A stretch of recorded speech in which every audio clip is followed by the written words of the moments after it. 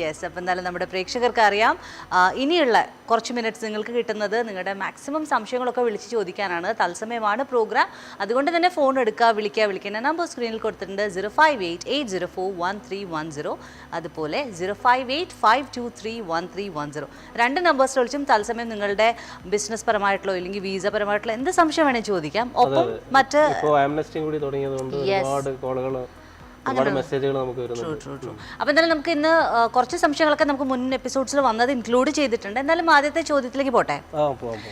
ഒരു contracting firm, അതായത് ഒരു ബിൽഡിംഗ് കോൺട്രാക്ടിംഗ് ഉണ്ട്, സ്റ്റീൽ കൺസ്ട്രക്ഷൻ കോൺട്രാക്ടിംഗ് ഉണ്ട്, റോഡ് കോൺട്രാക്ടിംഗ്, ഇങ്ങനെ 3 ആക്ടിവിറ്റീസും കൂടിയുള്ള ലൈസൻസ് ആണ്. അപ്പോൾ അതിന് വേണ്ടിയിട്ട് Dubai municipality approved civil engineers ഒരെണ്ണം മതിയോ അതോ 3 വ്യത്യസ്തമായിട്ടുള്ളവർ വേണമോ എന്നുള്ളതാണ് ഒരു സംശയം. ബിൽഡിംഗ് കോൺട്രാക്ടിംഗ് കമ്പനിയാണ്. സ്റ്റീൽ കോൺട്രാക്ടിങ്ങും മറ്റൊരു കോൺട്രാക്ടിംഗ് ലൈസൻസും ആക്ടിവിറ്റിയും കൂടി ഉണ്ട് അല്ലേ? അതായത് നമുക്ക് ദുബായ് മുനിസിപ്പാലിറ്റിയിൽ ഒരു എഞ്ചിനീയർക്ക് 2 ആക്ടിവിറ്റി എന്ന തോന്നലാണ്.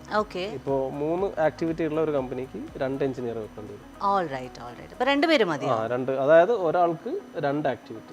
ഇപ്പം 10 ആക്ടിവിറ്റി ഉള്ള ഒരു കൺസ്ട്രക്ഷൻ കമ്പനി ആണെങ്കിൽ 5 DM അപ്രൂവ്ഡ് എഞ്ചിനീയർ വെക്കുന്ന നിർബന്ധമാണ്. നല്ലൊരു ക്വസ്റ്റ്യൻ ആണ്.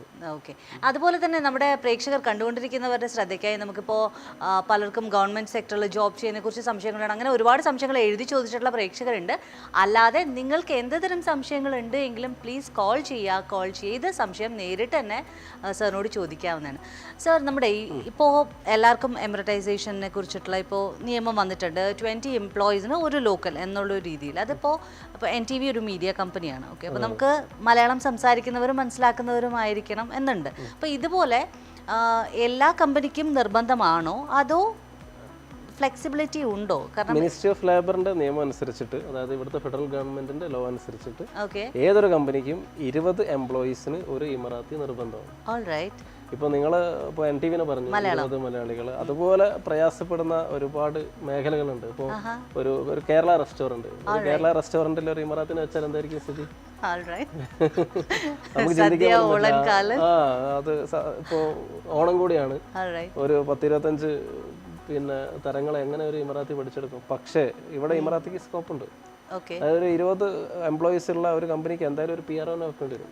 ഗവൺമെന്റ് റിലേറ്റഡ് വർക്കുകൾ ചെയ്യുന്ന ഒരു പബ്ലിക് റിലേഷൻ ഓഫീസർ വേണ്ടി വരും. അവരുടെ വിസന്റെ വർക്കുകൾ ചെയ്യേണ്ടി വരും. അതിന്റെ ടൈപ്പിംഗ് ഉണ്ടാവും. അപ്പോൾ ഇമറാത്തിനെ വെച്ചൂടെ?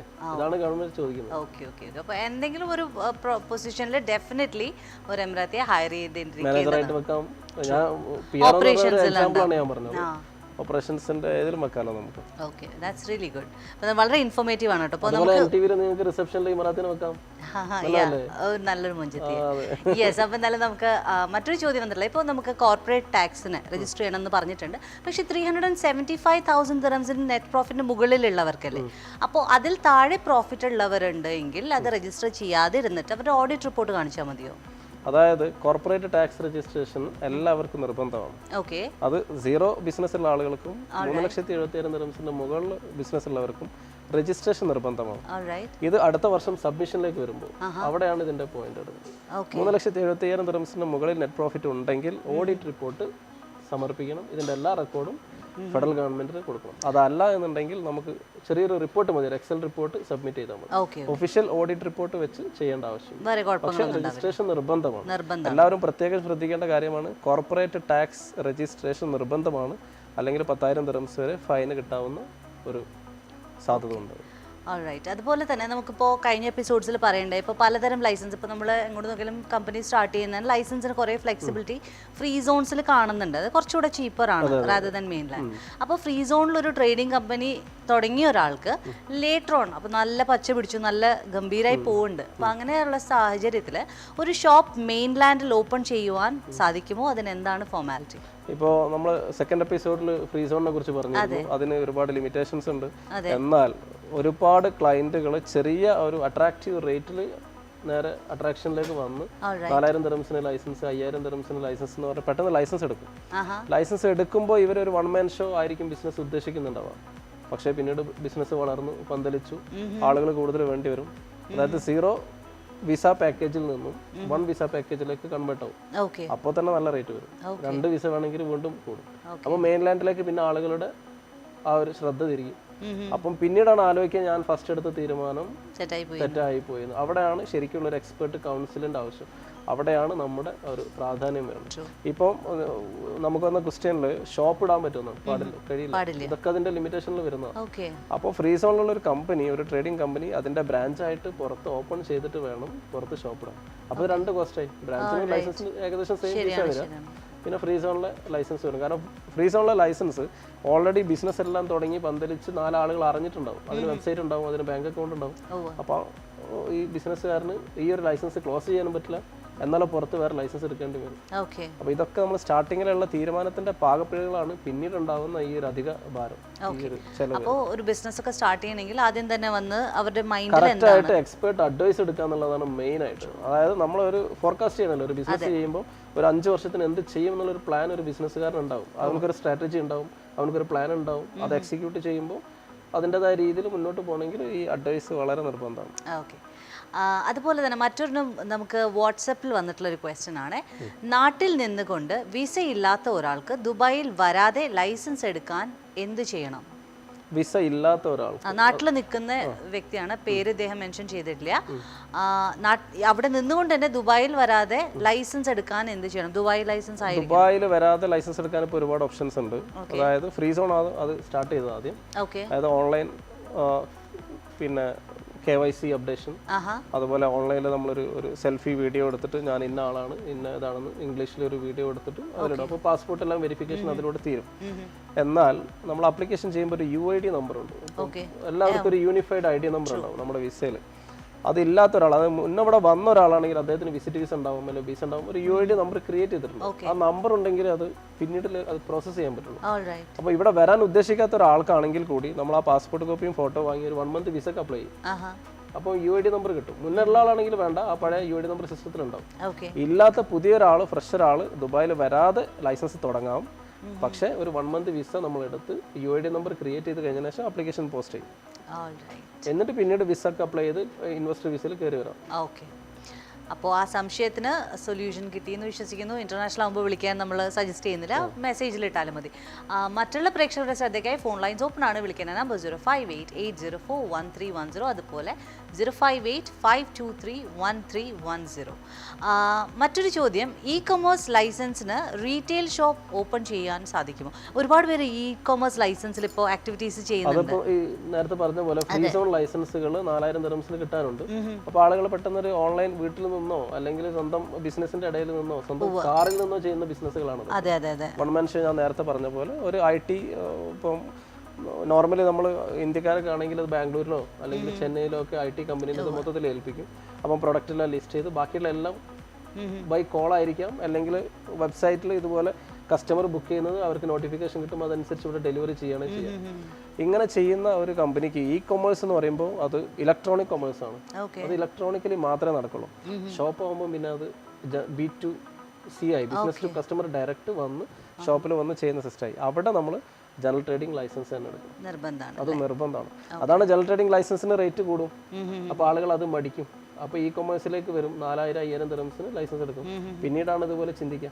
അത് പ്രയാസമൊന്നുമില്ല, സെയിം ലൈസൻസിൽ തന്നെ ട്രേഡിംഗ് ആഡ് ചെയ്താൽ മതി. ഓക്കെ. മറ്റൊന്ന്, ഇപ്പോൾ നമുക്ക് ഫോട്ടോഗ്രാഫി ഇപ്പോൾ ഒത്തിരി കോമൺ ആയിട്ടുണ്ട്. എന്ന് വെച്ച് കഴിഞ്ഞാൽ ഇപ്പോൾ ഒരു നോർമൽ ഒരു ഫംഗ്ഷന് പോലും പ്രോപ്പർ ഫോട്ടോഗ്രാഫി ചെയ്യുന്നവരെ ഹയർ ചെയ്യുന്ന ഒരു കാലത്തിലേക്ക് വന്നിട്ടുണ്ട്. ഈവൻ സോഷ്യൽ മീഡിയ റീൽസ് കമ്പനികളല്ലാതെ ഇൻഡിവിജ്വൽസ് തന്നെ ഔട്ട്ഡോർ ഒക്കെ ചെയ്യാൻ തുടങ്ങി. ഡെഫിനറ്റ്ലി. അപ്പോൾ എന്തായാലും വീഡിയോസ് ഇപ്പോൾ നിർബന്ധമാണ്, visual media. So photography service ചെയ്യുന്നവർ പൊതുവെ യൂസ് ചെയ്യുന്നതാണ് ഡ്രോൺസ് ഒക്കെ. അപ്പോൾ ഈ ഡ്രോൺസ് യൂസ് ചെയ്യാൻ എന്തെങ്കിലും സ്പെഷ്യൽ ആയിട്ടുള്ള അപ്രൂവൽ എടുക്കേണ്ടതുണ്ടോ? ഡ്രോൺസ് ഇപ്പോൾ നോർമലി നമ്മളൊരു സ്റ്റുഡിയോക്ക് ഫോട്ടോഗ്രാഫി ഉണ്ടാവും, വീഡിയോഗ്രാഫി ഉണ്ടാവും. വീഡിയോഗ്രാഫി നോർമലി നമ്മൾ ചെയ്യുന്ന പഴയൊരു വീഡിയോഗ്രാഫി, അപ്പോൾ കാലം മാറി, അതിനനുസരിച്ച് നിയമങ്ങളും മാറ്റേണ്ട അവസ്ഥയാണ്. ഡ്രോൺ വെച്ച് ചെയ്യുന്നതിന് ഏരിയൽ ഫോട്ടോഗ്രാഫി എന്നാ പറയാം. അതായത് പറത്തിയിട്ട് വേണമല്ലോ ചെയ്യാൻ. അപ്പം അത് ചെയ്യുമ്പോൾ നമുക്ക് ഏവിയേഷൻ്റെ അപ്രൂവൽ നിർബന്ധമാണ്. അപ്പം ഏവിയേഷൻ്റെ അപ്രൂവൽ ഇല്ലാതെ നമുക്ക് ഏരിയൽ ഫോട്ടോഗ്രാഫി കിട്ടില്ല. അപ്പോൾ ഒരു സ്റ്റുഡിയോ നമ്മൾ ഓപ്പൺ ചെയ്ത് അതിലൊരു ഏരിയൽ ഫോട്ടോഗ്രാഫി സർവീസ് നമ്മൾ അപ്ലൈ ചെയ്യുമ്പോൾ ഇതുപോലെ ഏവിയേഷൻ്റെ ഡിപ്പാർട്ട്മെൻറ്റ് യൂസറും പാസ്വേഡും ക്രിയേറ്റ് ചെയ്ത് അതിൽ ഓരോ വർഷവും $6520 ദിർഹംസ് അത് അടച്ച് ഇതെല്ലാ വർഷവും പുതുക്കണം. കാരണം അത് മാത്രമല്ല, നമ്മളത് ചെയ്യുമ്പോൾ ഇതുപോലുള്ള ഈ ഏവിയേഷൻ്റെ ഈ നമുക്ക് യൂസറും പാസ്വേഡിലും നമ്മൾ അപ്ലൈ ചെയ്യണം ഏതാണ് ഏരിയ, എവിടെയാണ്. ഇപ്പോൾ എയർപോർട്ടിൻ്റെ അടുത്താണ് ഇത് ചെയ്യുന്നത്. ഫ്ലൈറ്റുകൾ എപ്പോഴും പോകുന്ന ഏരിയയാണ്, അപ്പോൾ അപ്രൂവൽ കിട്ടില്ല. അപ്പോൾ ഓരോ ഏരിയക്ക് അനുസരിച്ചിട്ട് ഏവിയേഷൻ്റെ ഓരോ പിന്നെ റെസിഡൻഷ്യൽ ലൊക്കേഷൻസ് ആണ് എങ്കിലും മറ്റൊരാളുടെ ഏരിയൽ സ്പേസ് മറ്റൊരാളുടെ സ്പേസ് എടുക്കുന്നുണ്ടാവും. പിന്നെ അത് മാത്രമല്ല, ഇപ്പം മറ്റുള്ള ഫ്ലാറ്റിന്റെ ബാൽക്കണിയിലും മറ്റൊക്കെ പല ആളുകളുടെ സ്വകാര്യതകളിലേക്കും ഈ ഡ്രോണുകൾ എത്തിപ്പെടാം. അപ്പൊ അതൊക്കെ ഏവിയേഷൻ ഡിപ്പാർട്ട്മെന്റ് കൺട്രോൾ ചെയ്യേണ്ടതുണ്ട്. ഇത് വലിയൊരു മേഖലയാണ്. കേൾക്കുമ്പോൾ വളരെ സിമ്പിൾ ആണ്. ശരിയാണ്. നമ്മളത് വേറെ തരത്തിൽ ചിന്തിക്കുമ്പോഴാണ് അതിനൊരു ഡിഫറൻസ് ഫീൽ ചെയ്യുന്നത്. അടുത്തത് തന്നെ നമുക്ക് മറ്റൊരു ചോദ്യം ഉള്ളത്, ലൈസൻസിൽ ഒരു എക്സ്പാട്രിയേറ്റ് പാർട്ട്ണർ മരണപ്പെട്ടാൽ എന്താണ് പ്രോസസ്? ലൈസൻസിൽ ഒരു എക്സ്പാട്രിയേറ്റ് പാർട്ട്ണർ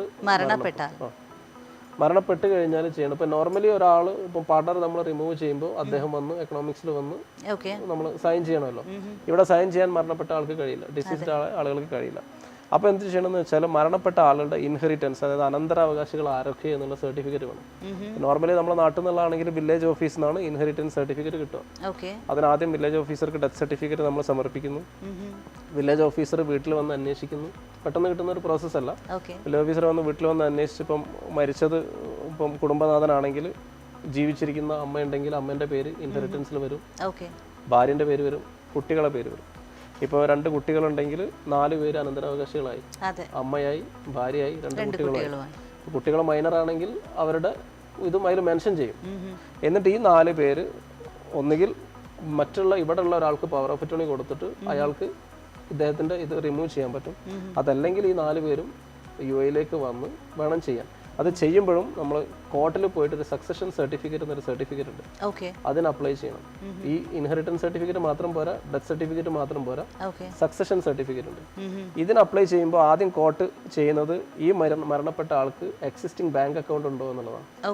അതിൽ വല്ല ലോണോ കാര്യങ്ങളോ ഉണ്ടോ എന്നുള്ളതാണ് നടത്തുന്നത്. ഇതൊന്നും ഇല്ല എങ്കിൽ ബാങ്ക് അക്കൗണ്ട് എല്ലാം ക്ലിയർ ആണെങ്കിൽ ഈ അക്കൗണ്ടിലുള്ള ക്യാഷ് ഈ ഇൻഹെറിറ്റൻസിൽ ആർക്കാണോ കൊടുക്കാൻ ഇവർ തമ്മിൽ തീരുമാനിച്ചിട്ട് അത് ചെയ്യാൻ പറ്റും. അപ്പം ഇപ്പോൾ അമ്മയ്ക്കാണ് വേണ്ടത്, അല്ലെങ്കിൽ ഭാര്യയ്ക്കാണ് വേണ്ടത്, അല്ലെങ്കിൽ ഇവർക്ക് ആർക്കും ഇവിടെ ബാങ്ക് അക്കൗണ്ട് ഇല്ലെങ്കിൽ അത് അവർ വേറൊരാൾക്ക് പവർ ഓഫ് അറ്റോർണി കൊടുത്ത് അവരുടെ ബാങ്കിലേക്ക് ആദ്യമുള്ള എക്സിസ്റ്റിംഗ് ഉള്ള അക്കൗണ്ടിലുള്ള ക്യാഷുകളെല്ലാം ട്രാൻസ്ഫർ ചെയ്യും. പക്ഷേ ഈ പവർ ഓഫ് അറ്റോർണി നാട്ടിൽ നിന്ന് ഒരാൾ ഇവിടെ ഒരാൾക്ക് കൊടുക്കുമ്പോൾ ഇവിടെ പവർ ഓഫ് അറ്റോർണി കിട്ടുന്ന ആള് ഏതെങ്കിലും രീതിയിൽ അവരെ മിസ്യൂസ് ചെയ്യാനോ സാധ്യത ഉണ്ടോ? സാധ്യതകളുണ്ട്, അത് നമുക്ക് തടുക്കാനൊന്നും കഴിയില്ല. പിന്നെ ഒരു വിശ്വാസത്തിന്റെ മുകളിലാണല്ലോ അതെല്ലാം കൊടുക്കുന്നത്.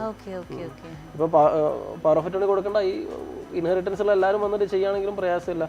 പക്ഷേ അവരിപ്പോ വിസിറ്റിലൊക്കെ ആയിരിക്കുമല്ലോ വരിക. ഇപ്പൊ മരണപ്പെട്ട ആളുടെ കുടുംബങ്ങളൊക്കെ ഇവിടെ വിസിറ്റുള്ളവരായിരിക്കണമെന്നില്ല. വിസിറ്റിൽ വരുമ്പോൾ പിന്നെ അവർക്ക് ബാങ്ക് അക്കൗണ്ട് ഓപ്പൺ ആക്കാൻ കഴിയില്ല. അപ്പം പിന്നെ നോർമലി ചെയ്യുന്നത് ഒരു പവർ ഓഫ് അറ്റോർണി കൊടുത്ത് ഈ ഇതിലുള്ള എക്സിസ്റ്റിംഗ് ബാങ്ക് അക്കൗണ്ടിലുള്ള ക്യാഷുകളെല്ലാം പിന്നെ ഈ ആരാണോ പവർ ഓഫ് അറ്റോർണി കൊടുത്തത് അല്ലെങ്കിൽ ആരാണോ ഇൻഹെറിറ്റൻസ് അവർക്ക് ക്യാഷെല്ലാം ട്രാൻസ്ഫർ ചെയ്ത് ബാങ്ക് ക്ലിയർ ആയതിനു ശേഷം കോർട്ടിൽ നിന്ന് സക്സഷൻ സർട്ടിഫിക്കറ്റ് കിട്ടും. അത് കിട്ടിക്കഴിഞ്ഞാൽ നമുക്ക് ഈ മരണപ്പെട്ട ആളെ പേര് ലൈസൻസിൽ മാറ്റാൻ പറ്റും. ഇതൊരു വലിയ പ്രോസസ്സാണ്, ചെറിയൊരു പ്രോസസ്സാണ്. നല്ല സമയം എടുക്കും, ഒരു 2 to 3 months സമയം എടുക്കും.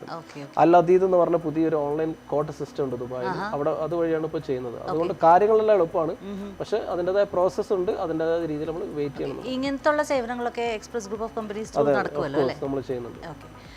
മറ്റൊരു ചോദ്യം, നമുക്കറിയാലോ ഡ്രൈവിംഗ് ലൈസൻസിൽ ബ്ലാക്ക് പോയിന്റ് വീഴുമ്പോൾ നമുക്ക് ഒക്കെ ഒരു നെഞ്ചിലൊരു പെടപ്പാണ്. കേട്ടിട്ടുണ്ട് 24 ബ്ലാക്ക് പോയിന്റ് കിട്ടിക്കഴിഞ്ഞാൽ ലൈസൻസ് ക്യാൻസൽ ആവുന്നു. ശരിക്കും ക്യാൻസൽ ആകുമോ? ആക്ച്വലി അത് അങ്ങനെ ഒരു കിംവദന്തിയാണത്. ലൈസൻസ് ക്യാൻസൽ ആവുന്നില്ല. ഇവിടെ 24 പോയിന്റ് ആകുമ്പോൾ പെട്ടെന്ന് സംഭവിക്കുക. ഇപ്പോൾ ദുബായിലാണെങ്കിൽ സംഭവിക്കുന്നത് എന്താ വെച്ചാൽ ട്രാഫിക് ഡിപ്പാർട്ട്മെന്റ് മുറൂർ എന്നാണ് പറയുന്നത്. നമ്മൾ ട്രാഫിക് ഡിപ്പാർട്ട്മെന്റിൽ പെട്ടെന്ന് കോൾ വരും, അവരോട് എത്രയും പെട്ടെന്ന് ട്രാഫിക് ഡിപ്പാർട്ട്മെന്റിൽ ഹാജരാവാൻ പറയും ഡ്രൈവിംഗ് ലൈസൻസ് ആയിട്ട്. ഇപ്പോൾ ദുബായിലാണെങ്കിൽ ദുബായ് എയർപോർട്ട് ടെർമിനൽ 2ന്റെ അടുത്താണ് അൽഖിയാദ എന്ന് പറഞ്ഞ നമ്മുടെ ഹെഡ് ക്വാർട്ടേഴ്സ് ഉണ്ട്, പോലീസ് സ്റ്റേഷനൊക്കെ ഉള്ള. അവിടെയാണ് ഇതിൻ്റെ മുറൂറിൻ്റെ ഹെഡ് ക്വാർട്ടേഴ്സ് ഉള്ളത്. അവിടെ കൊണ്ടുപോയി നമ്മൾ സബ്മിറ്റ് ചെയ്ത് കഴിഞ്ഞാൽ അവർ ആദ്യം ഒരു ക്ലാസ് നിർത്തും, ഒരു അരമണിക്കൂർ വീഡിയോ ക്ലാസ് ഉണ്ട്. ഇത് കാണുമ്പോൾ തന്നെ ആ ഡ്രൈവർ പിന്നീട് ഒരിക്കലും നിയമലംഘനം ചെയ്യില്ല. കാരണം ഓരോ ആക്സിഡന്റ് വരുന്ന കാര്യങ്ങൾ മൊബൈൽ ഉപയോഗിച്ചിട്ടൊക്കെ ആയിരിക്കും അധികം ബ്ലാക്ക് പോയിന്റ് വരും. അപ്പോൾ മൊബൈൽ ഉപയോഗിച്ചാൽ എന്താണ് സംഭവിക്കുന്നതെന്നും ഒരു ഡ്രൈവറുടെ അശ്രദ്ധ ആയിട്ട് എങ്ങനെ അത് ആക്സിഡന്റ് ആവണമെന്നൊക്കെ ശരിക്കും വിഷ്വലായിട്ട് നല്ല HD ക്ലാരിറ്റി ഉള്ള വീഡിയോ നമ്മളെ കാണിച്ചുകൊണ്ട് പേടിപ്പിക്കും. അതിൽ തന്നെ ലൈസൻസ് എടുത്ത ആളുടെ ആ ഒരു ശ്വാസം പോകുന്ന രീതിയിൽ അവർ അത്രയും നല്ല ക്ലാസ് കൊടുത്ത് അവർ നന്നാക്കും. ആ ഒരു രീതിയിൽ ചെയ്തിട്ട് പിന്നെ പറയും 1 month ലൈസൻസ് അവിടെ വെക്കാൻ പറയും. Okay. അപ്പോൾ ലൈസൻസ് നമുക്ക് കിട്ടുന്നില്ല. കൂടാതെ പ്രത്യേകം അവർ നിർദ്ദേശിക്കുന്നത് ഈ ഒരു മാസം വണ്ടി തൊടാൻ പാടില്ല. All right. ചില ആളുകൾ അത് വെച്ചിട്ട് വണ്ടി വീണ്ടും എടുത്തിട്ട് പിന്നെ എന്താ വന്നു കഴിഞ്ഞാൽ പിന്നെ അത് ക്യാൻസലായി. Okay. പക്ഷേ ഫസ്റ്റത്തെ ഇതിൽ ലൈസൻസ് അവിടെ വെച്ച് 1 month നമ്മൾ വണ്ടി ഉപയോഗിക്കാതിരുന്നാൽ പിന്നെ ആ ഒരു മാസം കഴിഞ്ഞ് ആ സമയം കഴിഞ്ഞ് തിരിച്ചു പോയി നമ്മൾ ഫൈൻ അടച്ച് 3000 dirhams ഫൈനും ഉണ്ടാവും. അത് അടച്ചിട്ട് ലൈസൻസ് തിരിച്ചെടുക്കും. ഇപ്പോൾ ചില കേസസിൽ ഇപ്പോൾ നമ്മുടെ ഫാമിലി മെമ്പേഴ്സ് തന്നെ ചിലർക്ക് ഡ്രൈവിംഗ് ലൈസൻസ് ഉള്ളവർ സീറ്റ് ബെൽറ്റ് ഇടാണ്ട് വണ്ടി ഓണാക്കി കുറച്ച് ദൂരം കഴിഞ്ഞ് ഇടുന്ന ശീലങ്ങളുള്ളവരുണ്ട്. അപ്പോൾ അങ്ങനെയുള്ളവരുടെയൊക്കെ നന്നാക്കാൻ വേണ്ടിയിട്ട് ഈ ലൈസൻസിന് നമുക്ക് വോളണ്ടറി ആയിട്ട് സജസ്റ്റ് ചെയ്യാൻ പറ്റുമോ? ഐ മീൻ ക്ലാസ് വളണ്ടിയർ ആയിട്ട് ചെയ്യാൻ പറ്റുമോ? ചെയ്യാൻ പറ്റുമോ? പറ്റില്ല. അങ്ങനെ ഒരുപാട് ആക്സിഡൻസ് നോർമലി ശരിക്കും അത് ഡ്രൈവിംഗ് സെന്ററുകൾ ഉണ്ടല്ലോ, നമ്മുടെ ഈ ലൈസൻസ് കൊടുക്കുന്ന സെന്ററുകൾ ശരിക്കും ഇങ്ങനെയുള്ള അവയർനെസ് ക്ലാസ്സുകൾ കൊടുക്കുന്നുണ്ട്. പക്ഷെ അത്ര സ്ട്രോങ് അല്ല. നോർമലി ഉള്ള ഒരു അവയർനെസ് ക്ലാസ് കൊടുക്കുന്നത്. പക്ഷെ ശരിക്കും ആ ഒരു 24 ബ്ലാക്ക് പോയിന്റ് കിട്ടിയ ഡ്രൈവർക്ക് കിട്ടുന്ന ആ ഒരു വീഡിയോ ഉണ്ടല്ലോ, അത് ശരിക്കും സ്റ്റാർട്ടിങ്ങിൽ കൊടുക്കേണ്ടതാണ്. ശരിയാണ്. ഒരുപക്ഷെ ഒരുപാട് മാറ്റങ്ങൾ വരും ടുവേർഡ്സ് ആറ്റിറ്റ്യൂഡ്. യെസ്, അപ്പോൾ നമ്മൾ കണ്ടുകൊണ്ടിരിക്കുന്നത് Express Group of Companies expert advice ആണ്. നമ്മുടെ ഇന്നത്തെ ടൈം 1 മണി വാർത്തയുടെ മുന്നിൽ നമ്മൾ തീർക്കണം എന്നുള്ളതുകൊണ്ട് ഒരു ചോദ്യം കൂടി ഉണ്ട്. DHAO MOH എക്സാം പാസ്സാവാതെ ഹെൽത്ത് സെക്ടറിൽ ഇവിടെ UAE ജോബ് പ്രാക്ടീസ് ചെയ്യാൻ സാധിക്കുമോ? ഇല്ല, അത് ഒരിക്കലും പറ്റില്ല. അപ്പോൾ ദുബായ് ഹെൽത്ത് അതോറിറ്റി ആണെങ്കിലും ministry of health, federal government ministry of health ആണെങ്കിലും അവിടെ ഉള്ള നമ്മുടെ ഒന്ന് ഫാർമസിസ്റ്റ് അല്ലെങ്കിൽ നേഴ്സ് അല്ലെങ്കിൽ ഡോക്ടർ, മെഡിക്കൽ സ്റ്റാഫുകൾക്കെല്ലാം MOH അല്ലെങ്കിൽ DHAO പാസ്സാവാതെ ഒരിക്കലും ജോബിലേക്ക് പ്രവേശിക്കാൻ പറ്റില്ല. ഓക്കെ. പിന്നെ മറ്റൊരു കാര്യം, അത് തത്സമയം ഓക്കെ, ഇപ്പോൾ ഒരാൾ മെഡിക്കലി പ്രാക്ടീസ് ചെയ്യുന്നില്ല പക്ഷേ ഓൾറെഡി ലൈസൻസ്ഡ് ആണ് ടു സെർവ്. അപ്പോൾ അങ്ങനെയുള്ളവരുടെ ലൈസൻസ് ചില കമ്പനീസ് യൂസ് ചെയ്തതായിട്ട് കേട്ടിട്ടുണ്ട്. അതായത് ആ ലൈസൻസ് വെച്ചിട്ട് ആ ലൈസൻസ് വെച്ചിട്ട് ലൈസൻസ് ഉള്ള ഒരു ഡോക്ടർ വേണം ഒരു ക്ലിനിക്ക് തുടങ്ങാൻ. അതെ, പക്ഷേ ഡോക്ടർ ഫിസിക്കലി അവിടെ വർക്ക് ചെയ്യാൻ ഒരു ഫാർമസിസ്റ്റിന്റെ ഇത് വേണം, ഫാർമസി. യെസ്. അപ്പോൾ വർക്ക് ചെയ്യാതെ ആ ലൈസൻസ് ഐ മീൻ ആ സർട്ടിഫിക്കറ്റ് യൂസ് ചെയ്തുകൊണ്ട് ചില കമ്പനീസ് വർക്ക് ചെയ്യാറുണ്ട്. അത് ഇല്ലീഗലായിട്ട് കണ്ടുപിടിക്കത്തില്ല. അതിപ്പോ നോർമലി അതിന് എന്താണ് അറിയാം, ഇപ്പൊ ഗവൺമെന്റ് കൊണ്ടുവന്നൊരു സിസ്റ്റം എങ്ങനെയാന്ന് വെച്ചാൽ മുന്നേ അങ്ങനെയല്ല. മുന്നേ ഇപ്പോൾ ഞാനൊരു DHA പ്രാക്ടീസ്ഡ് ഒരു സ്റ്റാഫ് ആണെങ്കിൽ ഞാനൊരു കമ്പനിയിൽ വർക്ക് ചെയ്യുന്നുണ്ടാവും. എൻ്റെ ആ ഒരു DHAന്റെ ലൈസൻസ് ഓൾറെഡി അതിൽ പ്രാക്ടിക്കലായിരിക്കും. എനിക്ക് ഇപ്പുറത്തും വേണമെങ്കിൽ അത് ചെയ്യായിരുന്നു. ഇപ്പം ആ ഒരു സിസ്റ്റം മാറ്റി. ഞാൻ എൻ്റെ പേര് ഒരു ലൈസൻസിൽ ഉണ്ടെങ്കിൽ, ഞാൻ അവിടെ വർക്ക് ചെയ്യുന്നുണ്ടെങ്കിൽ എൻ്റെ ആ ഒരു ലൈസൻസ് നമ്പർ വേറെ രീതിയിലേക്ക് വർക്കാവില്ല. 1. ഇനി 2, ഞാൻ വർക്കൊന്നും ചെയ്യുന്നില്ല, ഞാൻ നാട്ടിലാണ് പ്രാക്ടീസ് ചെയ്യുന്നത്, എനിക്കിവിടെ ലൈസൻസ് ഉണ്ട്, എൻ്റെ പേര് വേറെ ലൈസൻസിൽ കൊടുക്കാനാണെങ്കിൽ ഇപ്പോഴത്തെ സ്ഥിതിയിൽ അത് പറ്റില്ല. കാരണം എന്താ വെച്ചാൽ ഡെയിലി വന്ന് എമിറേറ്റ്സ് ID കുത്തി അറ്റൻഡൻസ് രജിസ്റ്റർ ചെയ്യണം, തമ്പ് വെച്ചിട്ട് ചെയ്യുന്ന സിസ്റ്റം ഉണ്ട്. അത് DHAന്റെ ഇതിലേക്ക് ഡയറക്റ്റ് പോകും. ഇപ്പൊ നമുക്ക് DHAന്റെ എക്സ്പീരിയൻസ് ലെറ്ററും നമ്മുടെ വർക്ക് ഹവേഴ്സ് നമ്മൾ എത്ര വർക്ക് ചെയ്തു എന്നൊക്കെ കാണണമെങ്കിൽ നമുക്ക് തന്നെ ഒരു യൂസറും പാസ്വേഡും ഉണ്ട്, അത് വെച്ചിട്ട് എടുക്കാൻ പറ്റും. മനസ്സിലായില്ലേ? അപ്പൊ അതെല്ലാം ഇന്റർലിങ്ക്ഡ് ആണ്. നമുക്ക് ഒരു കളകളി അതിൽ കളിക്കാൻ നല്ല ക്വാളിറ്റി ഹെൽത്ത് കെയർ എൻഷുർ ചെയ്തിട്ടുണ്ട്. Okay, thank you so much for your valuable time. ഒരുപാട് സന്തോഷം. ഒത്തിരി പല മേഖലകളിലുള്ള കാര്യങ്ങളാണ് നമ്മൾ ഈ ഒരു ചുരുങ്ങിയ ടൈമിൽ കവർ ചെയ്ത് പോയിട്ടുള്ളത്. അപ്പോൾ എന്തായാലും ഓണാഘോഷത്തിലൊക്കെ ഉള്ള എല്ലാ പ്രേക്ഷകർക്കും ഇതും യൂസ്ഫുൾ ആയി എന്ന് വിശ്വസിക്കുന്നു. Thank you so much for your time. അപ്പോൾ അടുത്തൊരു എപ്പിസോഡിൽ വീണ്ടും എക്സ്പേർട്ട് അഡ്വൈസിലൂടെ കാണാമെന്ന പ്രതീക്ഷയോടെ നിർത്തുന്നു. This is Dana Suman and mister Siddique Hasan signing off from Express Group of Companies expert advice. Keep watching NTV.